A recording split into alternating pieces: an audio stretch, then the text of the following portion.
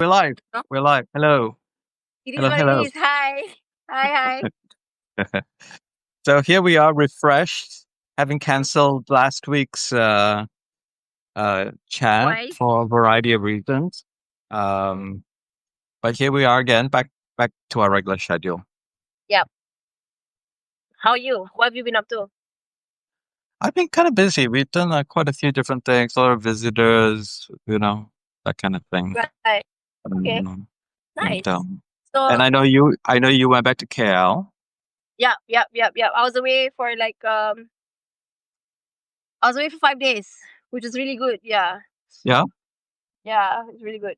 I think Do you I feel need like that. I a think do you feel like a human being again? yes, I do. I do feel like a human being again. Woohoo!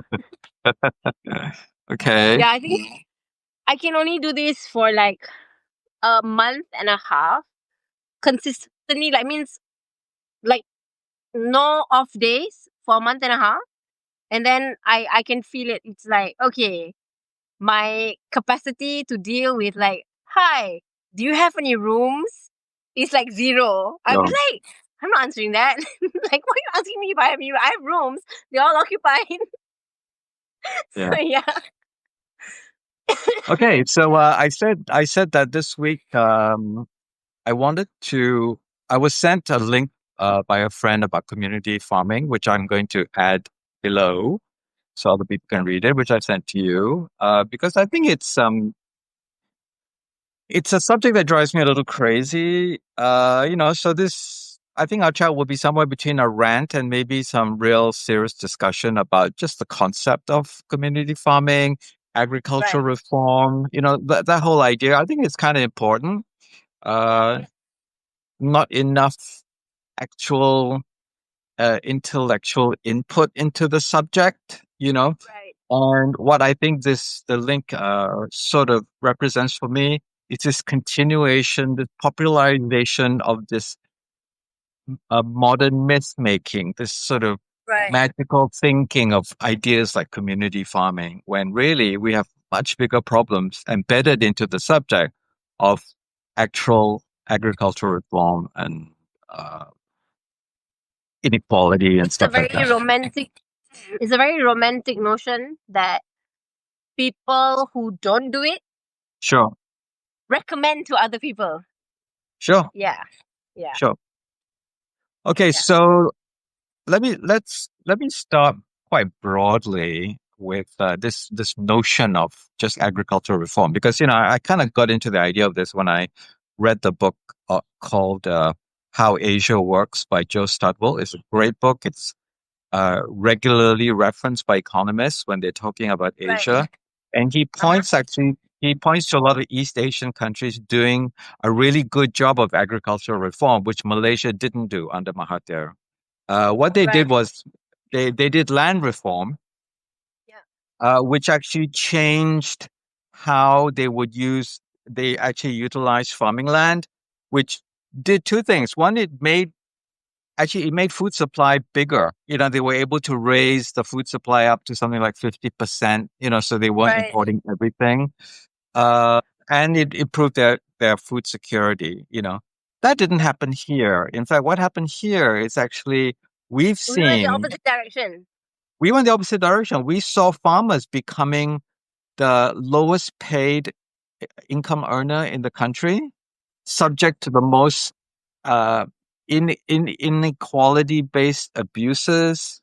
They're subject to the lowest wages, Yeah.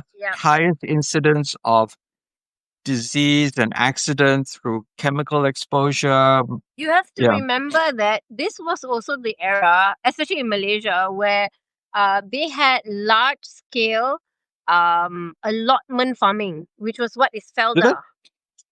Oh, Felda. okay. Yeah, yeah, yeah. And also Right. even like small holding, like, like as a kid, like your vegetables would come from small holdings outside the city, right? Yeah. Yeah, so coming back to this felda thing, basically government took large hectares of land and distributed it to different individuals. So or the individual will have to open land and turn it into an orchard or farm, and then they would be in the scheme. So there'll be like this area that you can explore, and you can run your farm, and it will be in this Felda scheme.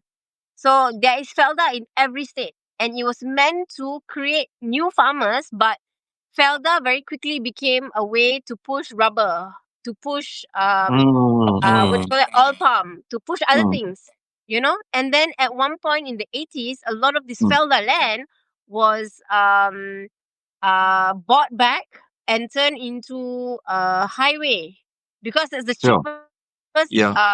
areas that they can buy back the land, because Let the me just land roll price that was back a low. little bit because I think that was one of the first mistakes is we moved away from food security in, managing our, the security of our food supply into Yeah, profit making centers, palm oil, rubber, that yeah, kind of thing. Yeah. So that was yeah. the first misstep, I think. Yeah, Mm. carry on. And you were saying that, No, and I think like traditionally, people who live, like my grandfather, my mother's dad, right? He is a land owning family, and they had tracts of land for paddy field, and within the paddy field they'd have fish, they'll have coconuts, but that wasn't seen as high value farming. It was perceived as, oh, it's not, you don't own a tractor, because they used to, ah, they used to borrow the tractor, and they used okay. to borrow the tractor from the there will be someone who owns just tractors but no land, and then that person will lease the tractor out to different people. So they had a bit more of a, I would say, a socialist model where people would share. And because my mother's father's family came from Pattaya in Thailand, the relatives who still live in Pattaya will come down as laborers to work the land, and then they'll go back to Thailand. So you had these border communities that go back and forth. So labor was a lot cheaper. But now labor has changed because the whole management system has also changed. So then you have this agriculture which is no longer local because it's an import crop like palm oil and rubber. And then you also have now, which is what is like durian farming, which is also not really food farming. Oh, It's really? just Yeah. Yeah, I agree. it is just a money Money making making. Yeah. farm. Yeah. Yeah. Yeah. So no food security. It was never a priority for us. Do you know the dates of the era, so to speak? I'm trying to kind of formulate a timeline in my head of this. Was this Seven, 90s? Huh? 70s, 70s, 80s. 70s. Yeah, Okay. yeah, yeah, yeah, Because I think there are some positive, there are some, after Mahathir's, I think, failure to really understand this notion of land reform, yeah. being a way to sort of secure food security. I think Badawi was actually credited for building corridors, agricultural corridors, and that would have been what, 90s?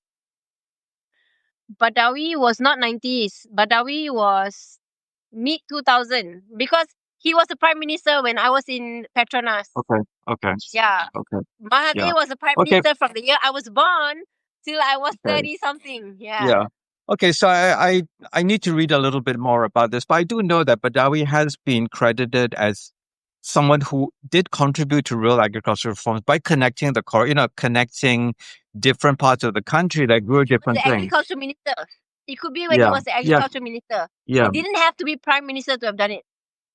Yeah, Okay. because even Mat Sabu, who was the previous agriculture minister, I think he did some good work with putting back food, like putting food security on the table as a thing, a to do.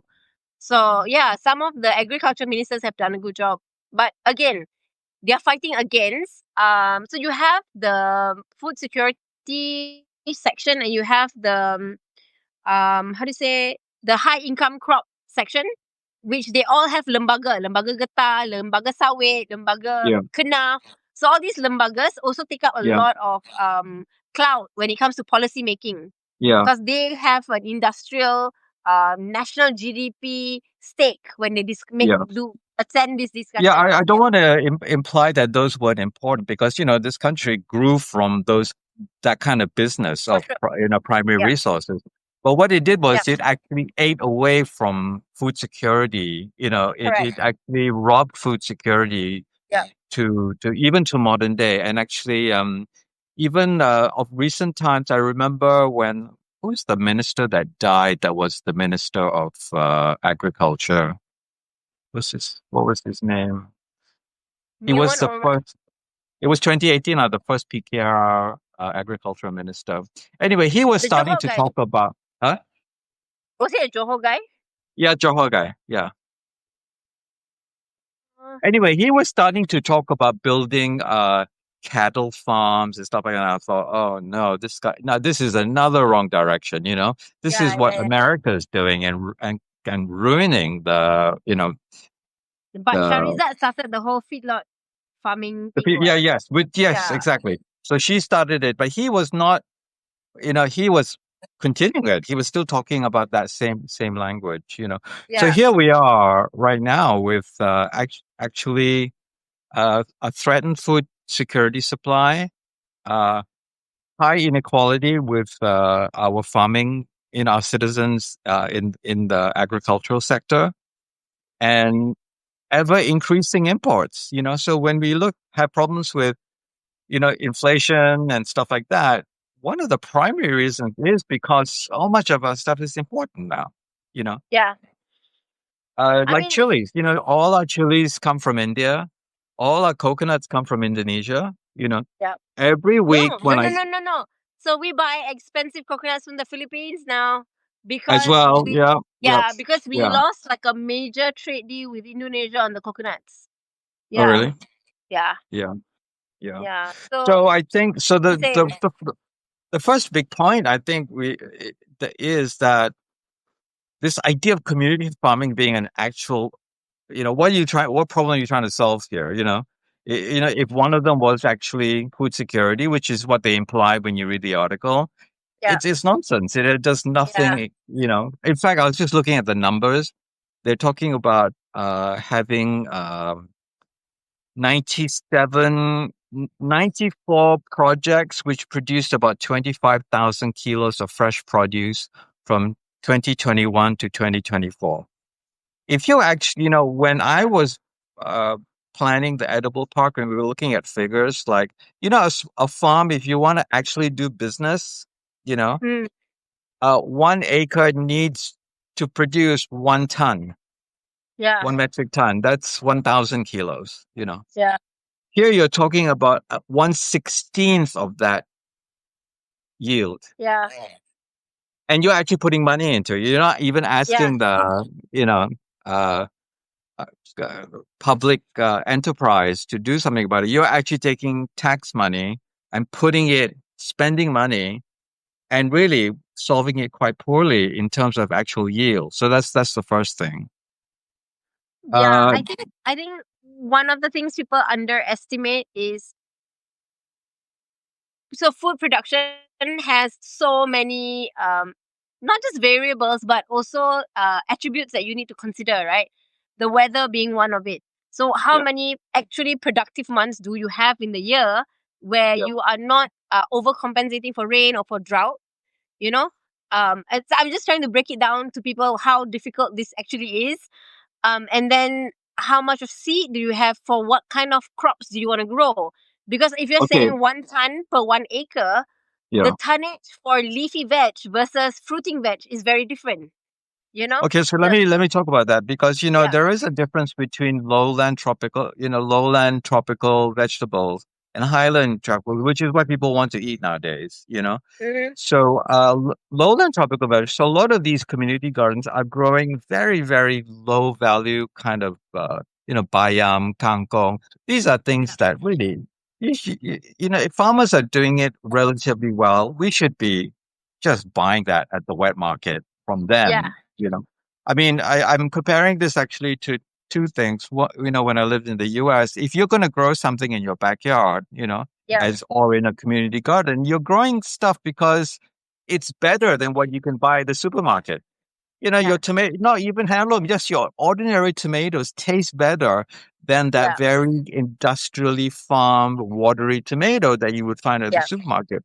So why would True. you want to grow kangkong and buy them? There's no real Yeah. value, stuff like that. So just on that note as well, that kind of range. So, and then there is actually no thought about maybe reconfiguring what is a big problem, which is the food sovereignty problem. We want to eat vegetables that actually don't grow in our climate. We want to eat uh, cabbages and lettuces and that kind of thing, which actually Yeah, grows yeah, better in Cameron Highlands, and not things like um, uh, sweet leaf, which is chuko manis, and all these more fibrous vegetables. yeah.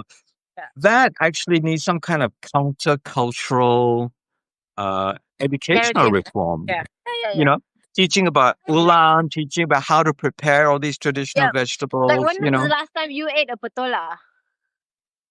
Actually, I eat it all the time because I look for it. Ah, okay. Yeah. I look for Because very I old. like it. Yeah, Yeah. I love it. When Yeah, I eat that, I remember having lunches with my granddad, yeah, because it will just grow on the side of our house. And we yeah, don't have it all the time. He doesn't grow it intentionally.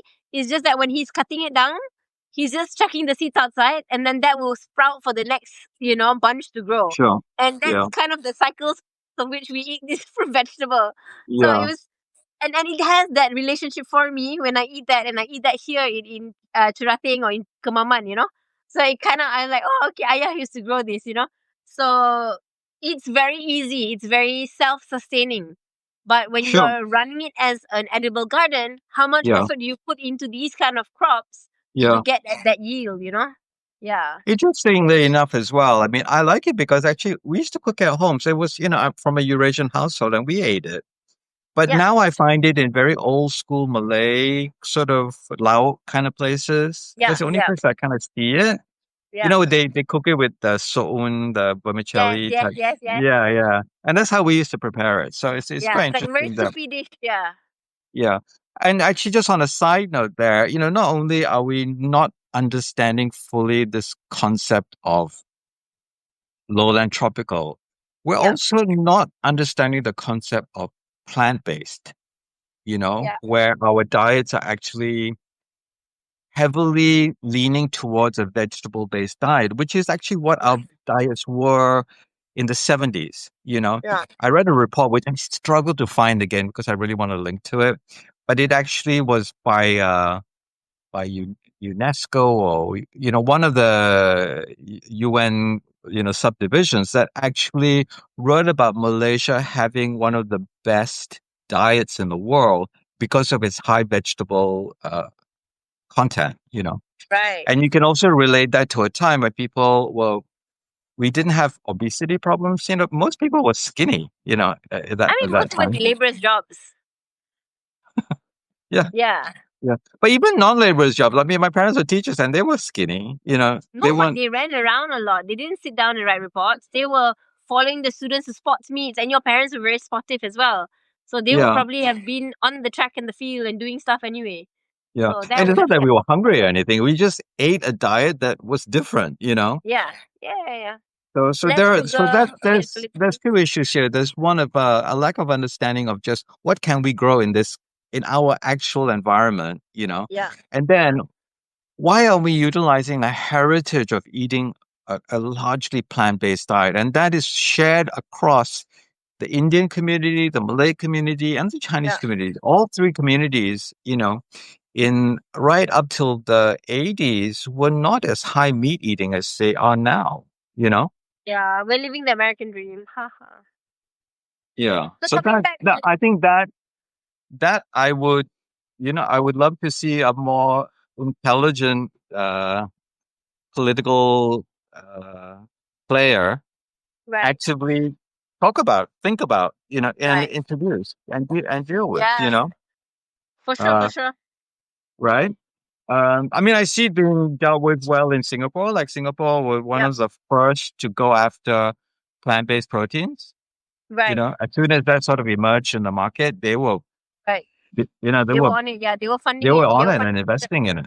Yeah, for because they sure. could see that as the future. Where we don't have that kind of visionary, leadership that Thought requires that. leadership. Yeah. So coming back to this complexity of growing here, right? The other thing is our nutrient depletes very quickly with our tropical rain. So our Sure. topsoil keeps losing nutrients because it is feeding plants, but also we are removing the whole plant. We're leaving nothing back in the soil. So Yeah. it is leaching all that micronutrient and macronutrient as you grow your crop. So Mm. traditionally, people used to rotate the planting and they used to slash and burn. Now we don't do slash and burn because it's a environmental concern to be, Mm. burning things up. But that also means that you need to find ways to put nutrient back into the soil. So then the question is, what are we putting back into the soil? People Well, until okay. today still don't compost as much as we should be Actually, composting, it's not the compost. It's actual. We need a manure, and what we're doing is we're using chemical fertilizers, which is oil based. You know, Correct. so we're Yep. also, and which is silly because we actually live in a part of the world where we could actually tap into a cycle. For example, like I buy organic manure from small goat farmers, Yep. from East Coast fishermen. You know, Yep. I mean, I see that there is some work being done in actually teaching them how to turn waste, Yep. waste fish parts into whatever. That could be more and Yep. more and more and more. We could be Yeah. doing Yeah. much Yeah. more of that kind of work, you Yeah. know, rather than this idea of community farming, you Yes. know. Yes. Yes. Okay. So, Community farming is just a romantic idea. okay, That's basically let's look at another sector of this. You know, if you're yeah. not trying to solve this idea of actual uh, food security or food supply, which you're not, you're obviously failing at that. Mm-hmm. Are you really solving? And you're certainly not solving equality. You know, because you're actually putting the hands of these grants into urban folk. You know, Yep. I would, Yes. I would rather see it go into real farmers. Yep. I would rather be buying it from wet markets. You know, I want a Yep. better, better understand, better communication to the broader public that they should shop at wet markets. You know, they're just dying. Wet markets and Kedai Runchits, these are the outlets of a local food system that are being replaced by these large international globalized supermarkets where you don't know where it's coming from, you don't know But that's who a very urban thing though. Because it's when very you are out of yeah, because you're out of the city, you have Pasar Malam, you have Pasar Tani. yeah, It still exists because those big supermarkets are not there. The big yeah. supermarkets are in cities. And that's the challenge actually.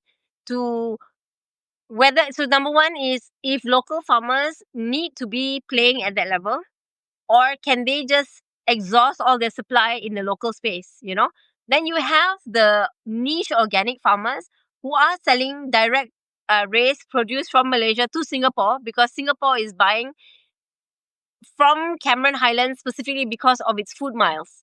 It's the shortest food mile for organic food compared to organic food coming from anywhere else. So Singapore has dips on a lot of the farm produce in Cameron Highlands. So there's many layers of responsibility. And Johor Yeah, also. and Johor. Yeah. Yeah. So then you also have the question of what happened. So Malaysia used to have a very strong agriculture research institute, which is called MARDI, MARDI, and so you have the agriculture department, and then you have MARDI, which is the research institute. And I mean, they had a lot of really good knowledge Mm. in MARDI for everything from creating better seeds, hybridization, just improving organic fertilizer and organic growth. But the thing is, they all got sidelined, right? And these grants don't even consult these people in MARDI. So when they So give out a just grant, on the Marty point, because I've come across a method. You know, there is this shift in Marty, as you say, from actual agriculture and understanding of yep, agricultural processes to concepts of like marketing and viral products. It's kind of become a it's not nonsense their in a way. job. Their job is growing food well. So yeah, and I agree with you. They actually do some good work in that area, and I think that should be built on and scaled rather than actually worrying about viral stuff and and you can't extricate the other point you raised, which is this complication of growing food and growing high value items like chilies and Yeah. all these things that actually bring more money, but are not actually food. durians and chilies and Yeah. uh, some other some other things. I think like rock melons are another one. What is the one the mango from Perlis? Because all these things are not real Uh, food. but the thing is, harum manis, right, is one of Yeah. those things that, because I grew up in Perlis, right, it's something Okay. that you Yeah. just have in your backyard. These are trees that we've always had. We never thought it was a thing. You just eat it when it's in season. Sure. You don't Sure. eat it when it's not in season. You give Yeah. it away when you have a lot, when you have a bumper, like, it's a good year. And it was never a thing. And then when I think it got popular because there was because Unimap, the Perlis like university, they have an agriculture department, and then the agriculture department were asked to productize. So when they were asked to productize, they jumped on the harum manis as the product lah. And then it became like a whole research thing and yada yada yada. And that's a problem when you try to commercialize things. And then it just goes out of hand. It's no longer cultural where people go to your place and appreciate that food. It just becomes anything anywhere can grow. But it really depends on the high mineral, high salt soils of that region. Oh, okay. Yeah. That's why you get the intense flavor and fibrousness. No, no. Okay. Yeah. The Yeah. terroir, as they call it. Because actually, we had an American girl who did a talk about durian, and that's how she approached an understanding of the durian, which is about terroir, which is how wine growers describe the land that the wine grows in. Because Right. on Thailand it has this flavor, in the Yep. lava soil it's got this flavor, and that's what she does. She can actually detail the differences between the lava-rich soils of Johor and the highlands of the Bukids of Penang or whatever, which is not how we look at it. We look at it as what's the most expensive durian you can grow. Minerals. That's something you cannot cheat with chemical fertilizer. Yeah, You know? It can be sweet, but the sweet is not the same. I can't explain it because I've eaten sure, mangoes my whole life as a yeah. child, many different kinds of mangoes. And then when I buy mangoes now, it's like it's not what mangoes should be tasting like. They taste like mangoes to the general, like in Mm. a general sense, but the uniqueness of the flavor doesn't exist. Like, I can't explain it. It But is let me tell you something about mangoes as well. I never ate it. We never ate sweet mangoes growing up. We ate really. sour, unripe mangoes. That was how mangoes were eaten, and we dip it in the chili. Yes, in the soy sauce with the sugar. We only ate sweet mangoes when they were in season and they came from Thailand, and they were called Siamese mangoes. But we are border to Thailand, so we get I know. that So kind it of. was that one which Yeah. is like that shape, like a paisley shape. Like Okay, once that's a one of year them. we would eat that, and it was like more expensive. And then later the Indian mango started to come in, which was sweet. And then now all the mangoes are sweet. Now for me to find a sour mango, I had to go to some little makcik in the back of Lakin who's actually got some sour mango because I like it for things like Salad. making Yeah. a rojak kind of a Yeah. type thing, or actually cooking with it in a fish curry, you know. So So yeah, if we community did. gardens grew this kind of unique varieties of either fruit and vegetables, I Yeah, think community gardens would work better. Not yeah, grow general vegetables that anyone farmer is yeah, growing. They yeah, should be growing these unique varieties yeah. and these niche food type stuff and talk about the food that it comes with and not Another just. thing that they should be growing, which actually is a thing in there is Yeah. is it UKM, or I can't remember which university. There is actually a Portuguese guy who is got a ulam garden, and he's actually evangelizing the idea of ulam, which Okay. is another area of uh, food that we should be much more interested in developing, because not only is it good for us, because ulam is actually a kind of a raw vegetable as well as a sort of a medicinal herbal type source for food, it's Mhm. also a point of value for the broader world. It's not developed. Ulam See, but can the be thing is made. this, right? A metaphor to this is yoga.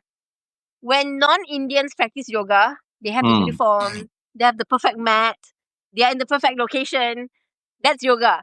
But to an Indian person in India, yoga is waking up, stretching, you know, Yeah, yeah, yeah, breathing as they're putting the pot on the stove.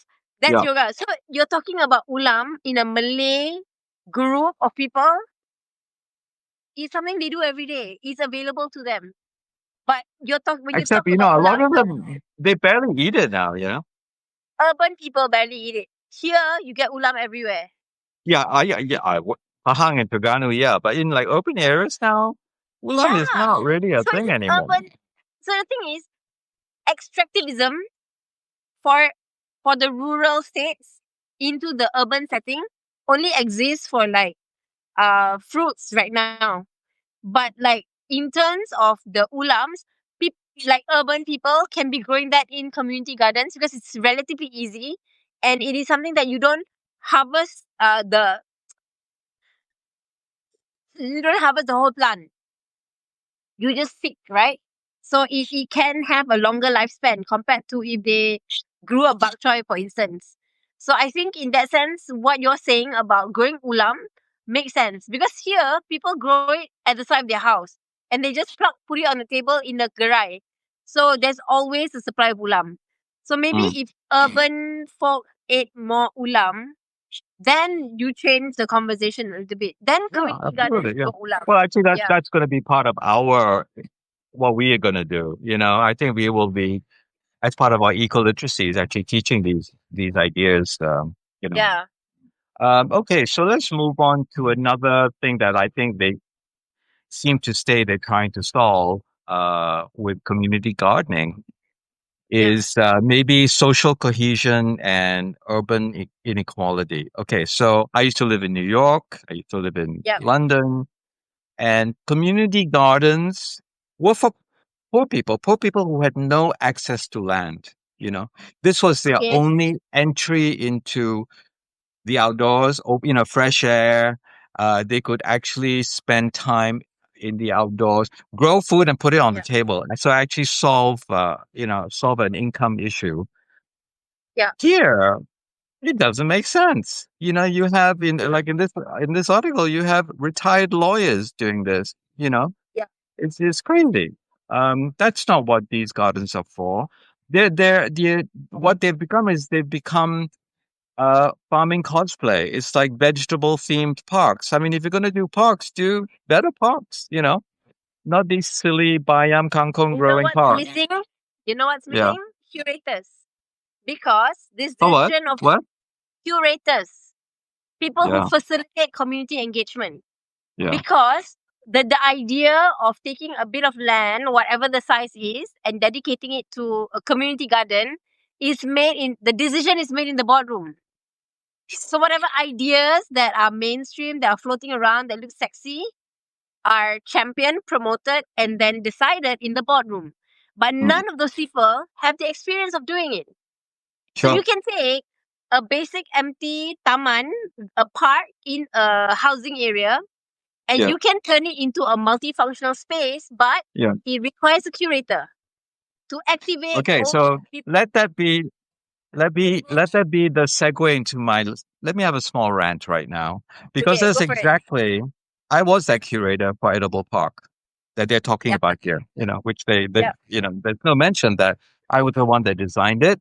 I was the one that triggered the funding from Kazana. And at yeah, that park, I was actually reluctant to grow vegetables, but I was pressured. They wanted, because vegetables are people understand it, you know, but I kind of agreed to it because it was a 4-acre park. I allotted one acre to vegetables and 3 acres to actually edibility, which is I wanted people to learn more about other things that we could eat, edible flowers, yeah, uh, coffee.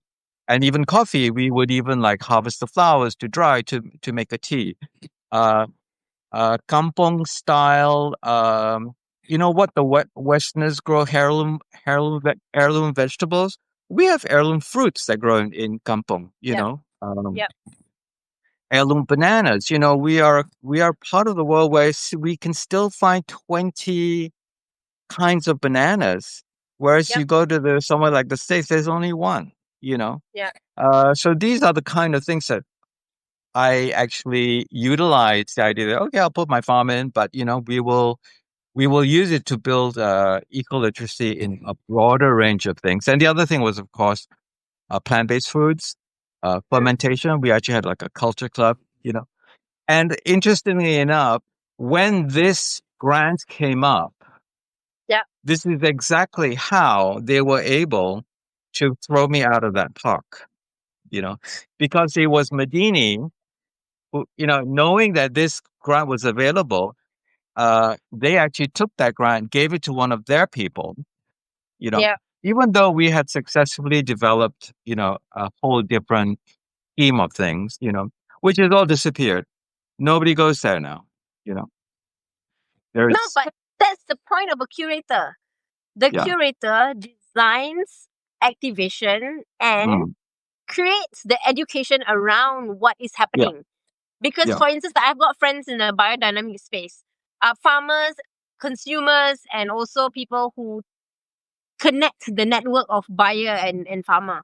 And when it comes to biodynamics, yeah, the farmers can be very purists, but there are very few farms that actually are. A lot of them have some plots which are biodynamic, and some plots which are just organic, and some plots which are not even organic because they need to balance their yield based on their plot size. yeah, And these are farmers who come from multi-generational of farming, okay? And you also have people who are trying to eat organic because they want nutrient density in the food that they eat. So you think of all these people to make the price of organic food be more affordable, you need more people consuming it. Therefore, farmers can produce more and then they can distribute it evenly and they can keep doing this cycle again and again, right? So you have community supported agriculture that is the concept that holds this idea together. So people like Kongsi Co-op, for instance, their mission is to get more people to eat organic plant-based foods. But to do that, they need to cultivate a huge following of people that can buy up all the produce. And it doesn't matter what they produce, right? So if today they have more labu, then people will just buy all the labu. If tomorrow they produce more long beans, people will just buy all the long beans. So the farmer doesn't have to bear losses, and people get to eat organic, well-raised food. So when you look at the role of Kongsi, one of their primary role is to create awareness around food, create awareness around the importance of eating nutrient-dense foods, create the awareness around how to cook these vegetables and crops, right? So they become curators to the farmers who are producing the food and to the right. consumers who are buying the produce. And then when they have bumper crops, some of their consumers become artisanal makers and then buy up that things and make cakes, make pastries, make Sure, okay. you know. Yeah, so on that point, actually, I want to make 2 points. One is that, I lived in the States when organic food was actually on its emergence and on its rise. Right. And one big difference between there and here is actually the labor cost of growing things is very different in the US. Yeah. Here, the cost of growing something organic is almost the same as growing something, Commercial. yeah, conventional. Yeah. Yeah, Yeah. because the cost of fertilizer is quite high. So this is really a governance leadership Yeah. issue. If they could Yeah. figure this out, they can actually assort the resources in a better sort of way, distribute the knowledge in a different sort of way. Yeah. And we could be growing more organic because, we grow plantation crops. Yeah. Uh, Yeah. I mean, and then we have refugees and immigrant workers quite willing to work in this area, and we could make organic farming quite affordable. You know, Yeah. We could. this is a management issue. This is not You're talking about management issues. We yeah, have had multiple states do this thing called ladang. It's like a farmland for fruit and vegetables. and it's called like Fruit Valley, or Organic Valley and whatever. And they Mm, have this in almost every state. Yeah, when you visit these places, the problems are one person will rent or get the grant to have the land, then they will sublet it to somebody else. sure. Okay, And the that's person who another big sublet problem here. Yeah. Yeah. and the person who sublets it doesn't even run it himself. He hires a bunch of foreign workers to run the farm. Oh, And then they buy, okay lah, so say they aspirationally want to do it in a particular quality, right? yeah. They buy all these like Yara fertilizers or whatever the brand is. And you know what the farmhands do? They resell that fertilizer. They buy fertilizers they know. They use that. Because the person who took the lease never comes to check. They just expect their foreign workers to run the farms. So this is the problem with some of the farms here. And then when Yeah. these kind of produce try to make their way across the border to Singapore, they get rejected because they Yeah. didn't complete their organic the duration before harvesting, which isn't Yeah. you let the chemical dissipate and stuff like that. So yeah, then we have a lot of I mean, produce that gets stuck when you at think about all these problems, also, I mean, a lot of these problems, I mean, you really got to even go back to first principles. I think there is a first principle issue about teaching teaching the average Malaysian a better way to eat. Because we obesity and diabetes is rampant, and Yep, there's really not enough friction to stop that. And yep, that is a complex of problems. One is actually we live in an environment, and part of it is uh, some of these corporate companies are owned by the state. You know, yep, yep. the Johor state has partnership in things like what is that? Jacob. 7-Elevens, that sell snack foods Oh, and yeah, stuff yeah, like yeah. that. In schools and in hospitals, it's all fried foods. It's just at first principles, there is not enough um, understanding and a willingness to change the notion that we actually need to eat a bit healthier. So I have to Yeah, compare this to Singapore because Singapore is actually, you know, inching its way in this territory by punishing bad choices, you know. yeah, So it's more expensive to buy soda and stuff like that, and it's cheaper to buy a vegetable, yeah. you know. At some point, we also have to do something like that. We have to sort of move in that direction. But you know what's funny? We teach Yeah. kids in kindergarten, the five fingers of food, the five colors of food, and we teach all of this to young children. But when it comes to the decision of eating or buying, they may buy the healthy stuff, but it rots in their fridge. It doesn't get cooked. Okay. Another big problem, which is waste. Waste is Yes. another big problem in this country. Yeah. Yeah. It's like a quicksand of it's like a swamp Yeah. of problems, right? It's Yeah. very hard to really and to cut through it. You really need, for example, just have a little link back to our conversation about Zora Mamdani. Yeah. One actually solution was, to do community, like instead of doing community farming, maybe do school farming. You know, Actually put money into schools' hands to grow a small I plot tried that for next 4 years. next to their tuck shop, you know, which can be utilized. That isn't that would have been I a did that. much better use of the money. To I me, did that for 4 years. yeah, And when we did the programs in schools, the intention was for kids to develop simple gardens. It could be flower, it could be fruit, it could be vegetable, it could be a mix yeah, of both.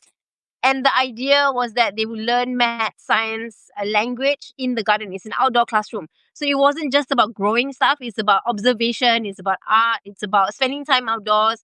Getting to know the insects and the bugs. A little bit of science. A little bit of fix it, Mr. DIY kind of jobs. And the thing is, right? As soon as we stop running the sessions, the garden dies because nobody in the school actually understood the philosophy of what we were trying to do. In spite us trying to coach them, brief sure, them, continue to support them with materials, Yeah. Basically, if there wasn't funding, they were not doing it. Sure. So that's something I learned after 4 years of trying. Yeah. Yeah. Yeah. This is Yeah, why. that's a whole other thing which we kind of covered in our last conversation is that money should be put in the hands of, we have a lot of poor schools. We have a lot of like Yeah. schools in poor communities that could really actually benefit from something like this. You know, Yep. instead, what happens is we get actually more developed schools in urban areas where really it's never going to work. No, but we've only done it in schools which have under population headcount, sekolah kurang murid. They're in band Mm, 5, which means they're not the high achiever academic schools. But it's mm, not the children. The children are always engaged. It's the teachers. The teachers don't really understand. They are not outdoor gardening people. If we do have a teacher who is an outdoor gardening type person, the gardens will live beyond us. But for the majority of the schools, they were only there for the grant. And that's really mm. sad because we also have limitations on how we select the schools because the funders define some of those terms. But it was a very good experiment to observe that, yeah, you really need it's the metaphor is you can't teach how to love something if you don't love that something, you know? Yeah. If I don't have pets, it's very hard for me to teach somebody else to have pets. So if the teacher themselves don't garden, don't grow, don't enjoy it, it's very hard for them to pass that value down. So that is always the challenge. Even if it's a And you community know what farm is the or a primary farm. challenge is actually it's hard to grow things here because I was involved in a school garden when I was 16 and Right. I hated it. I hated it. It was so horrible. It was so hot and the bugs and it's not easy to do. Yep. So the idea that this magical thinking that somehow because I think this is because these notions are come downriver from the West. And in the West, Yeah. actually, gardening is very pleasant. You know, Yeah. it's very pleasant to do vegetable gardening in the US. You know, Yeah. you can be out there for 3 hours and digging and all that stuff. And it's absolutely fine. Here, after half an hour, you are actually close to fainting, you know, Yeah. because it's so hot, it's so humid. The work is so tough, to Yep. deal with it. The level of pests is so high. Yep. It's a tough business, you know. It Yeah. needs more serious thinking about how do you solve this, you know. I think there needs to be real government agencies that are actually thinking about this, trying to solve to this in intelligent ways, instead of, and let me look back to this nonsense of community But God. in the This idea US, of yeah. the great irony is a lot of these school gardens are funded by people like Kellogg's Are they? Foundation. Yeah. Yeah. And in Australia, I remember when I was doing this school edible garden program, Australia had a lot of funding coming from chefs. So chefs in their like area, say Melbourne, there'll be like one big time chef. Then that chef will have her home garden, and it will have a little bit of permaculture principles in it. It will have a little bit of like a mixed farming because they do have a cold and they kind of have seasons out in Melbourne. So then they'll show like what would grow, and then Queensland's more tropical. So then the Queensland like chef would also do their own like school garden programs and stuff like that. And that is how a lot of these school slash community gardens function. They have bigger banners and brands that support the system. Here, I don't think I don't think government will work. I think it will need to have some kind of alternative, like almost like a third party host. Private, It won't. Pardon? private, I guess privately yeah, funded. yeah. I think it needs to be privately funded. Yeah, because Okay, so let's move on to the third area, which is, you alluded to before, which is actually the downstream. Like, what do you do with this food? How can you create value, add value by innovation and stuff like that? And interestingly enough, two things happened last week. One was I went to an event, and it was like a tasting event by a visiting chef from Lithuania or something. And,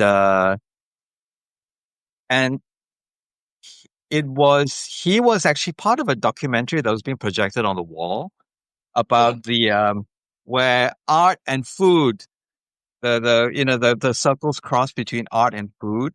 So that is actually a much more elevated space about this, what we're talking about. It's, are there new ideas, more sophisticated, creative? How do we inspire and, and bring this into the thing? And that is, and then I also had a conversation with my cousin who lives in Belgium.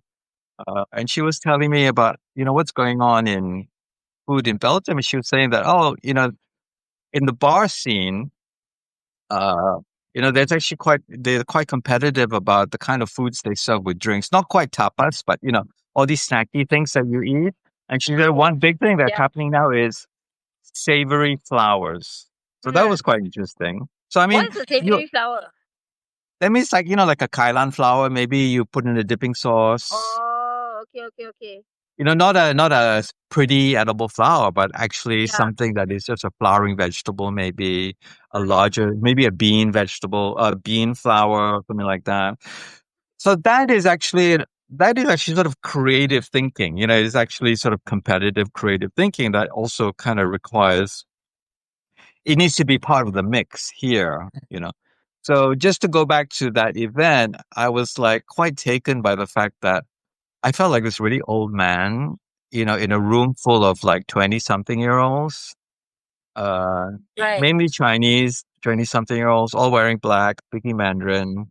I felt like an alien, a bit like an alien. We're not a very, our creative communities are not very integrated, you know. But oh my god, I don't know. How do you make them integrated? That's like a I whole don't know. other I don't sphere of know. I people. don't have the answers. I'm just pointing at the problems. Yeah, Yeah. yeah, yeah. I But feel like but some of the good parts of it were I spoke to the chef very briefly because his food actually to me, he was doing a lot of food from his family life, which is something that I related to because I'm always thinking of my family food from youth. And a couple of the dishes that he prepared were actually very reminiscent of Eurasian things. Like he served like a whole egg that was very cooked and then flavored and then recooked again. And we have something like that too, okay, you know? So it had a very home cooked feel, but he elevated it with slightly more refined things in it, you know? Uh, okay. Like what? which he also kind of indicated that, the world is very global. We have Lithuanian chefs coming and, doing events full of local Malaysian Chinese kids. It's like Right. this is the world we live in. This is the Yeah. world we live in, and we should be we should be understanding it and capturing it and utilizing it. This hybrid, very fertile ground of because a lot of the attendees were in the creative world. I was talking to someone who was an interior decorator. You're right. There were graphic designers there. So these are people that can be involved in this world. Graphic Mm. design, home life, you know, Yeah, so content, you know. yeah. This is all. This is part of the story, I think, of how we move forward. Yeah, it's really about communicating about the food. It's about knowledge. It's about giving it a different look, Yeah. refreshing it. You know? So just to recap, I mean, there is actually a much broader economic and governance related, about agriculture and food reform and Yeah, that world. yeah, Then there's also, social structures, inequality, land use, urbanization. These are all things that are part of the mix. mm, And then there's also creative economy, this new world of content, you know. I mean, if you look at content in the West, food dominates. There's yeah, a yeah, lot of food related content, you know, yeah, the making of things that, like yeah, just on Substack, this incredible food content, fermentation, yeah, world food. There is yeah. some, is he German? guy who just makes the most brilliant like Thai Organic. jungle curries and stuff like that. This is Oh the yeah, world the we guy live who makes in, organic food, right? huh? He makes organic food, right? And it's always like Indian or something. There's so many of them. There's this one I'm thinking Right. of is actually I actually learned about something called jungle curry through him, you know, which is actually a very early form of curries that we eat in Southeast Asia. It is actually the basis of things like tom yum, the basis of like asam pedas. You know, the Right. source code is actually this, you know, The source but code. because it reflects what grows in our environment, you know. Yeah, yeah, yeah. Yeah. Get it, I get So it. Interesting, interesting. Yeah, so I think this idea of urban, okay lah, let's just give it to the CEOs and the people who are sitting at the table to come up with the grand idea of community edible gardens as a headline, right? So the question is, how do we write the bylines? How does the community feel this article? How do they write the story? So I mm, guess the writing of the story needs to be local. It needs to be interesting. It yeah. needs to be intuitive. It needs to be climate inclined, because some of these things will not grow when it's too hot. Some of these things will not grow when it's too wet. So I mean, or I hate to bring out my violin, but that's exactly what we were doing at Edible Park. We were exactly. developing So interesting ideas. We were dispersing ideas. We were building communities. You know, we are just, I mean, we're like this thing called Culture Club, which was yeah, just a group of people bringing fermented foods to the table. And they would have it was been, part of the TTDI edible garden. It yeah, was just 4 or 5 friends doing it right 2 lanes away from me. They come to yeah, our house to pick up all the water, leave all yeah, their tools, and it was just a loose collective. And then the first people that came against us were other older residents who said that, oh, you're taking up this space, it's illegal. Dogs need to go and ease themselves. I'm like, there's so much of space. Dogs need, that can they can ease themselves. This is the space you choose. It just says that you're not picking up after your pet. And then it became an issue. It became a controversy with the residents association. And mind you, this was like 2014, 2013, way before community edible gardens were a thing. There's even I even have a radio interview where I think it was I can't remember what the radio was. They interviewed us about starting up a community garden and how it was so controversial, and how our elderly neighbors would come and like bully us into like, oh, we're gonna tell the local council and blah blah blah. And that was what it was in like 2013, 2014. And we survived that. And what I took away from that pushback was that, okay, I am an outlier. What I'm trying to do, which I find fun and interesting, is not what other people find fun and interesting, because they want to control and manage space. And at the end of the day, those people who came up against us became the new people who changed the name of the community garden, got other funding to build like a fence around the garden to keep other people out of the garden.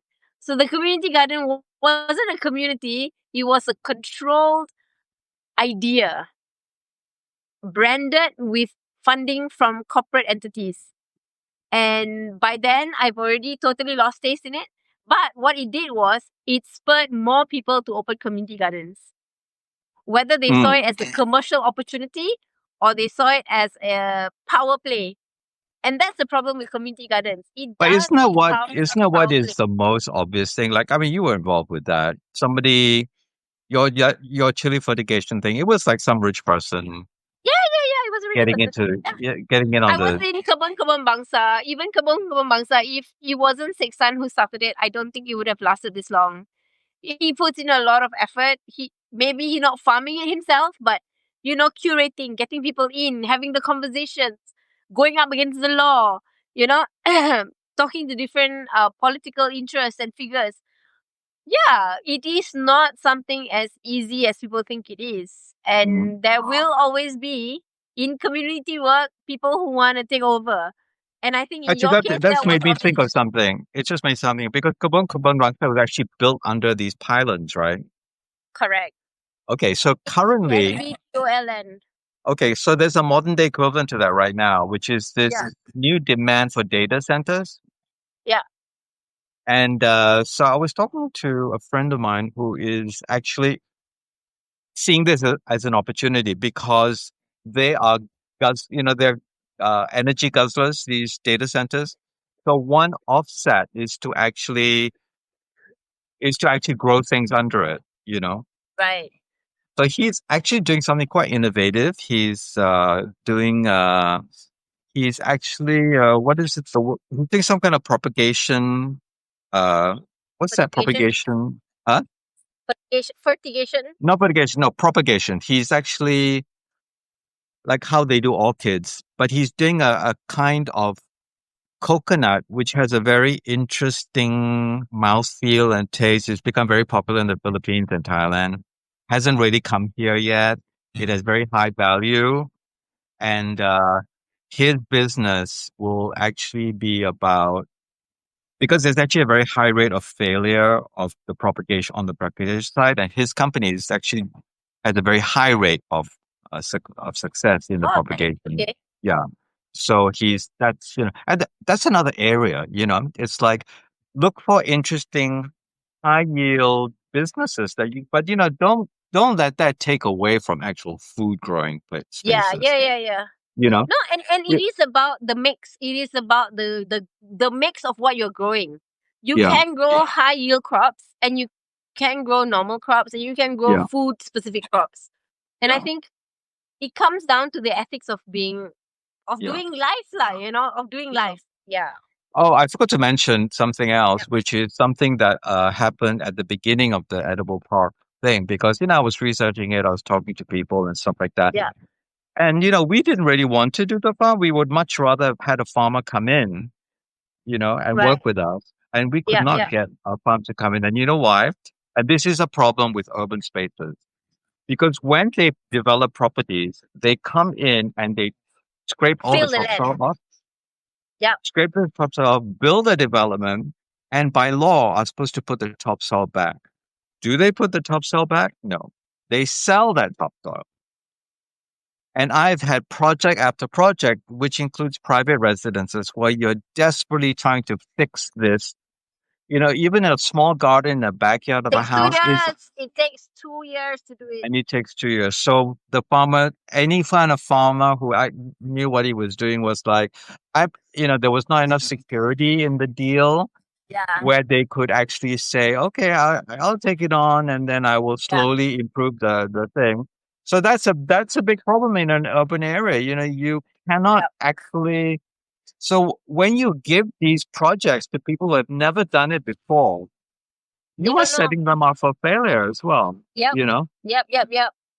And then so that's when they start using all these fertilizers because they're yeah, trying to make it faster, make it yeah, produce, because then you give them unreasonable checklists to achieve. yeah. So on that rather depressing note, I think we can. Oh, that's I wow. guess I have to said all this. I think I just want to work in that cultural front, that cutting edge area now because I worked in all the other areas. I've tried to work in a much more uh, community, where we've got funding to develop and you know really being screwed. Uh, um, we're going to try with a private sector one when we scale up our farm in Desiree. Let's see if that works. You Yeah. know, so that's where we're at. Awesome. No, it's just tiring. I just find it so tiring. It's It is 2025. tiring, right? Yeah. I It's built that draining. It's first garden in emotionally draining. 2014. That's 10 years ago. Yeah. And we're still talking about community gardening. I'm talking 2017. When I did the edible park, I broke my leg. I fainted. This is how hard I work, It's insane, lah. trying to get this thing going, you know, and to no avail. To no avail. No, but it is like I'm thinking about it, right? And I'm just going back and I'm going like, why did I do that? You know, Yeah. knowing what I know now, I'm like, I Yeah, don't knowing what know. we know now, I don't. There's some things I just wouldn't do. You know. Yeah, yeah, Yeah, I just wouldn't for do sure. it. So if you guys want to know what we know now, Chris is Yeah, gonna we write just something yeah about it. yeah. And to the friend who sent me that link, and Yeah, here's why I'm not doing it. All right, Nisha. cool. So next week, so we're back on schedule, and we'll be talking again next week. All right. Yes. Have a good one. You too. Take Bye. care.